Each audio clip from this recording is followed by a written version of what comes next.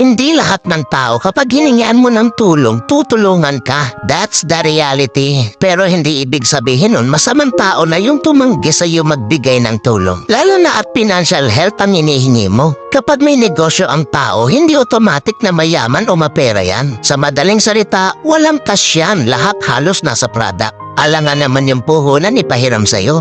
Huwag po natin i-normalize yung ganyang ugali na inoobliga yung hinihingian. Kapag may naitulong, thank you. Kung wala, move on. Walang responsibilidad ang tao sa'yo. That's a fact, not unless. Lahat ng tao may problema sa mundo. Hindi mo lang alam kasi nakapokus ka sa problema mo. Kaya kapag natanggihan ka, huwag magdamdam. Intindihin mo din yung taong hinihingian mo ng tulong. At the same time, bago ka humingi ng tulong, tulungan mo din ang sarili mo. Dahil di palagi may ibang tao na tutulong sa'yo.